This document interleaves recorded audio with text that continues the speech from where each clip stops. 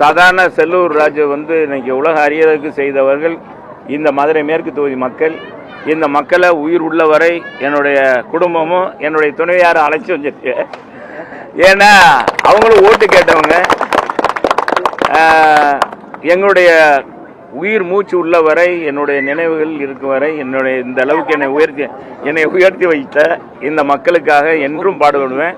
திமுக அதிமுகக்கு மாற்றாத்தான் விஜய் கட்சி ஆரம்பிச்சிருக்கிறார். அடிப்படை அரசியல் மாற்றத்தை ஏற்படுத்த குறைந்திருக்காரு. தம்பி, உலகத்தோட ஒரு சூரியன் தான். உலகத்துல சொல்லுங்க, உலகத்துல ஒரு சூரியன், ஒரு சந்திரன். என்ன தெரியுங்களா? ஒரு சந்திரன் தான். அதே மாதிரி எம்ஜி ராமச்சந்திரன் புரட்சி தலைவர் எம்ஜிஆர் ஒருவர் தான் சினிமா உலகில இருந்து கலைத்துறையிலிருந்து கட்சி ஆரம்பித்து, அவரா கட்சி ஆரம்பிக்க வைத்தார் கலைஞர் கருணாநிதி. ஆரம்பித்து இந்தியாவிலே 31 ஆண்டு காலம் ஒரு மாநில கட்சி ஆண்ட வரலாறு அண்ணா திராவிட முன்னேற்ற கழகத்துக்கு மட்டும்தான் உண்டு. மற்ற எந்த கட்சியும் கிடையாது. புரட்சி தலைவருக்கு பின்பலம் என்னன்னா, அண்ணா கூட பயின்றவர், அண்ணா பள்ளியிலே பயின்றவர், பொது வாழ்வில் எப்பொழுதுமே தன்னை ஈடுபடுத்தி கொண்டவர். சினிமா துறையில் எத்தனையோ நடிகர்கள் இருக்கலாம், வைக்கலாம். ஆனால் புரட்சி தலைவர் மாதிரி ஒருவர் கலை உலகத்தில் இருந்தபோது தான் சம்பாதித்த பணத்தை எல்லாம் ஏழை எளிய, அது புயலாக இருந்தாலும், வெயிலாக இருந்தாலும், வறட்சியாக இருந்தாலும், ரிக்ஷா தொழிலாளிகளாக இருந்தாலும், எங்கே தீ பிடிச்சாலும் உடனடியாக கொண்டு போய் நிதி கொடுத்தவர் புரட்சி தலைவர் எம்ஜிஆர் அவர்கள்.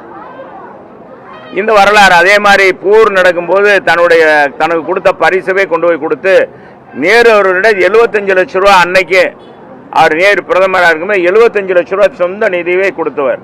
காமராஜர் மூலமாக கொடுத்தவர், காமராஜர் அன்னைக்கு முதலமைச்சராக இருக்கும்போது. அதே மாதிரி பாகிஸ்தான் போர் நடக்கும்போது தலைவர் கொடுத்தார். இப்படி வரலாறு உண்டு. அதே மாதிரி இப்போ அதுக்கடுத்து நம்ம நடிகர் சிவாஜி கணேசன், உங்களுக்கு தெரியும், நடிகர் திலம் சிவாஜி கணேசன்.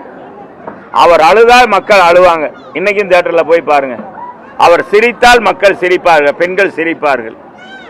அவரும் காங்கிரஸ்ல திமுகவில் பணியாற்றியவர் தான். அவரும் அண்ணன் கட்சி ஆரம்பிச்சு ஆட்சிக்கெல்லாம் வந்திருக்காரு. நானும் ஆரம்பிக்கிறேன்னு ஆரம்பிச்சார். நான் விஜய ஏதோ போட்டியா நினைக்க கூடாது. நான் எதுக்காக நடிகர் இந்த வரலாறுலாம் சொல்றேன்னா புரிஞ்சு, அது கடைசியில் நான் வர்றேன். எதுக்கு சொல்றேன்னா, அவர் விஜய் ஆரம்பிச்சார். அப்போ டி ராஜா, இந்த அடுக்கு மொழியில பேசக்கூடியது, அவர் கட்சி ஆரம்பிச்சு கட்சி போனி ஆகலை. யாரு? நம்ம சிவாஜி கணேசன். நமக்கு தான் நிறைய ரசிகர்கள், ஆண்களும் சரி பெண்களும் இருக்காங்கன்னு நம்ம நடிகர்லாம் ஆரம்பிச்சாரு. அது ஒன்றும் கதை ஆகலை. அதுக்கடுத்து டி ராஜேந்தர் கட்சி ஆரம்பிச்சாரு. அவர் அடுக்குமொழியில பேசுவார். பாக்கியராஜ் கட்சி ஆரம்பிச்சார். பாக்கியராசுங்கன்னு ஒரு தனி ரசிகர் மன்றமே ரசிகர் வட்டாரமே இருந்துச்சு. புரட்சி தலைவரே தன்னுடைய கலை உலக வாரிசுன்னு கூட அறிவிச்சார். அதை வச்சுட்டு அவர் கட்சி ஆரம்பிச்சார். இப்படி பல நடிகர்கள், இப்ப கூட விஷால் ஒரு கட்சி ஆரம்பிச்சார். இப்படி எத்தனையோ நடிகர். தம்பி விஜய் கட்சி ஆரம்பிச்சார், ரஜினி கட்சி ஆரம்பிக்கிறாரு. கடைசியில் அவர் வாபஸ் வாங்கிட்டார். இருக்கிற சூழ்நிலை. அப்ப இதெல்லாம் பார்த்த பின்புலம்லாம் பார்த்து ஏதோ சொல்லி நிப்பாட்டிட்டாங்கன்னு வச்சுக்கோங்க. என்ன சொல்றீங்க? இப்ப என்ன, தம்பி விஜய் ஆரம்பிச்சிருக்காரு.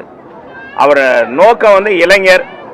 அவர் பொது வாழ்க்கையில் உதவி செய்யணுன்ற மனம் இருக்கு. நல்ல மனம் படைத்தவர், இளைஞராக இருக்காரு. என்னை பொறுத்தளவுக்கு அவர் நான் வரவேற்றுக்கிட்டே இருந்தேன் அவரை, என்ன மாதிரின்ட்டு. இது அவர் ஒரு எல்கையை வச்சுக்கிட்டு தான் அவங்க யாருமே ஒரு கட்சி ஆரம்பிப்பாங்க. இப்போ எல்லாரும் இமயமலை போனால் எவரெஸ்ட் சிகரத்தில் ஏறிடுவான்னு தானே போவாங்க. எல்லாரும் நான் அதை தாண்டிடுவேன்னு தான் நினைப்பாங்க. அது மாதிரி அவர் முயற்சி பண்ணுறாரு. அது மக்கள் கையில் தான் இருக்கு. ஆனால் அனைத்து இந்திய அண்ணா திராவிட முன்னேற்ற கழகத்துடைய பொதுச் செயலாளர் எடப்பாடியார் தான் வர 26ல் தேர்தல் நடந்தாலும், சட்டமன்றத்துக்கு எப்போ தேர்தல் நடந்தாலும் சரி, உறுதியாக முதலமைச்சர். அதில் மாற்று கருத்து எதுவும் இல்லை. இங்கே இருக்கிற மக்களே அதை சாட்சி, மக்கள் வரவேற்கிற